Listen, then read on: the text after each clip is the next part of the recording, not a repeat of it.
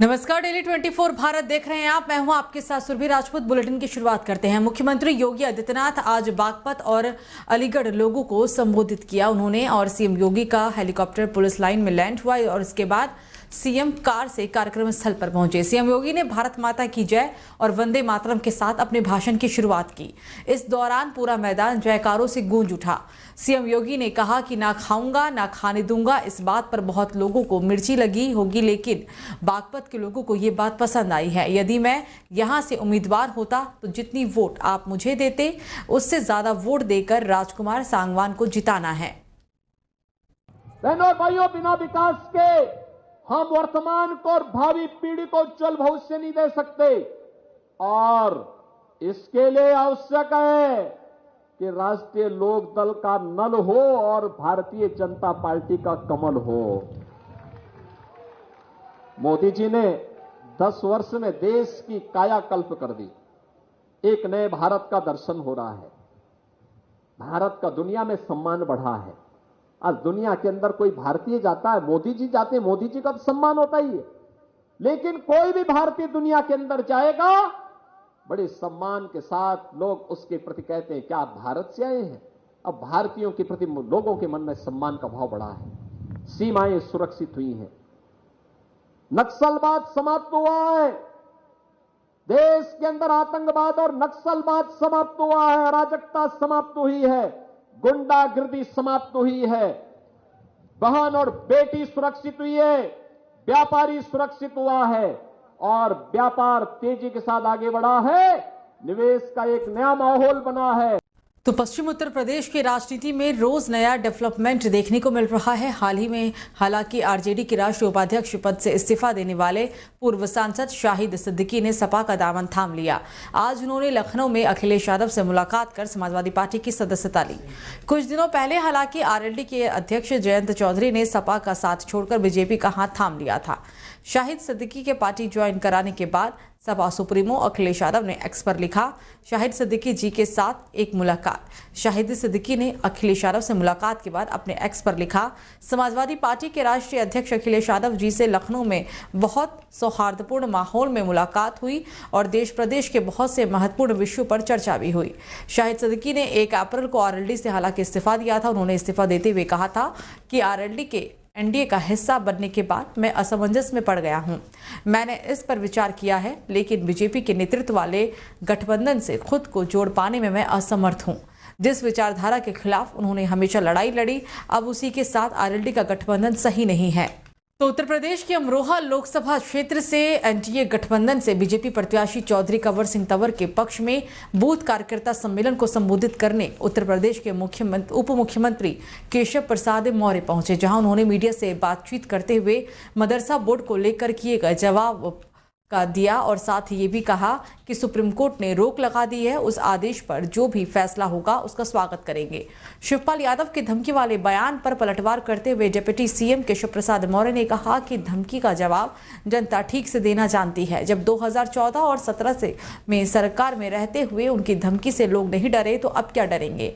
अब तो सपा समाप्त पार्टी है। तो वहीं केशव प्रसाद मौर्य ने कांग्रेस पार्टी के जारी किए गए घोषणा पत्र पर बोलते हुए कहा कि झूठ का पुलिंदा है उनका घोषणा पत्र। और सुप्रीम कोर्ट ने रोक लगा दी है उस आदेश पर, और जो भी माननीय न्यायालय के आदेश होंगे उसका स्वागत किया।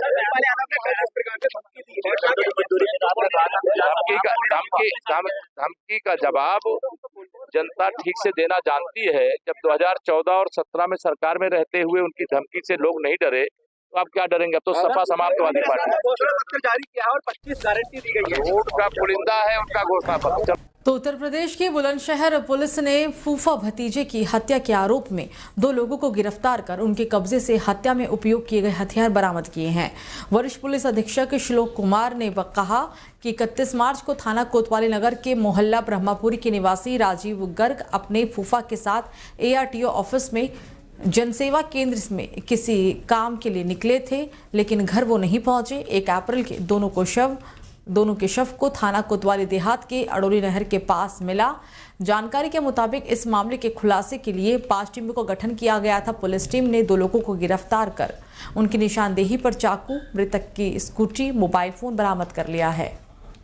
1 तारीख को थाना कोतवाली देहात में अडौली नहर के बंबे पर 2 व्यक्तियों का शव मिला था जो आपस में फूफा भतीजे लगते हैं। इस घटना के अनावरण के लिए थाना कोतवाली देहात और एसओजी की टीम को लगाया गया था, जिनके द्वारा आज इस घटना का सफल अनावरण करते हुए इस घटना में सम्मिलित 2 अभियुक्तों की गिरफ्तारी की गई है। इसमें ये बात प्रकाश में आई कि जो मृतक हैं उनके दुकान पर ही काम करने वाला एक लड़का है ऋषभ करके, वो और उसका साथी तनु, इन दोनों ने मिलकर के इनके साथ ये हत्या की घटना करी। तो ग्रेटर नोएडा में आवारा कुत्तों का आतंक एक बार फिर से देखने को मिला जब सेक्टर जू3 की रहने वाले 3 साल के मासूम को दोपहर में 4 कुत्तों ने अटैक कर जख्मी कर दिया। मासूम की चीख सुनकर लोग उसे बचाने के लिए पहुंचे। उसके शरीर को कई जगह कुत्तों ने काट लिया था, जिसका उपचार किया जा रहा है। कुत्तों के इस आतंक के बाद जू3 रेजिडेंट वेलफेयर एसोसिएशन ने ग्रेटर नोएडा प्राधिकरण के सीईओ को पत्र लिखकर कार्रवाई करने की मांग की। पीड़ित के पिता का कहना है कि घटना के बाद से ही सेक्टर वासियों में नाराजगी और दहशत भी है। सेक्टर में आए दिन आवारा कुत्तों का शिकार बच्चे और बुजुर्ग बन रहे हैं। वेलफेयर एसोसिएशन के अध्यक्ष करमवीर सिंह भाटी ने ग्रेटर नोएडा प्राधिकरण के सीईओ को पत्र लिखकर कार्रवाई करने की मांग की है। उनका कहना है कि सेक्टर में लावारिस कुत्तों की संख्या लगातार बढ़ रही है। के साथ ये कुत्तों का जो हादसा हुआ है, इसकी कंप्लेंट भाटी जी ने, करमवीर जी भाटी जो है अध्यक्ष हैं हमारे, उन्होंने कई बार इसकी कंप्लेंट अथॉरिटी को भी दी है, पर इसका कोई भी रुझान नहीं निकला है।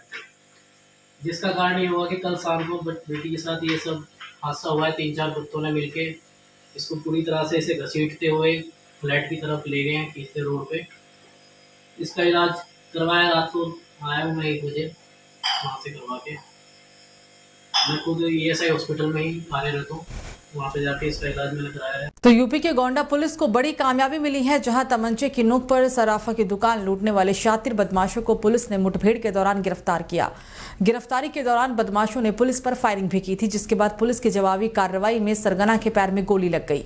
पुलिस ने मौके से लूट में शामिल सभी 4 बदमाशों को गिरफ्तार कर लिया है। लुटेरों के पास से सराफा की दुकान से लूटे हुए सोने, चांदी, 22 लाख रुपए की नकदी सहित 4 तमंचा कारतूस बरामद किया गया।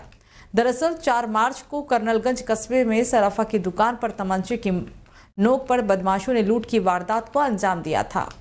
कि दिनांक 4 मार्च की रात्रि करीब 10 बजे जब बंदी के दिन वो अपनी दुकान पर बैठकर सराफे की एक हिसाब किताब कर रहे थे, उसी वक्त 2 अज्ञात बदमाशों द्वारा जो हेलमेट पहनकर आए थे, तमंचे के बल पर सोने व चांदी के आभूषण लूट लिए गए तथा 1,80,000 रुपए लेकर चले गए।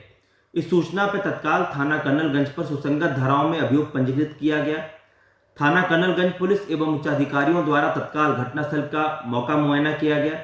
इस घटना को अत्यंत गंभीरता से लेते हुए मेरे द्वारा SP पश्चिमी के नेतृत्व में कुल 5 टीमों का गठन किया गया, जिसमें एसओजी और सर्विलांस टीम को भी लगाया गया।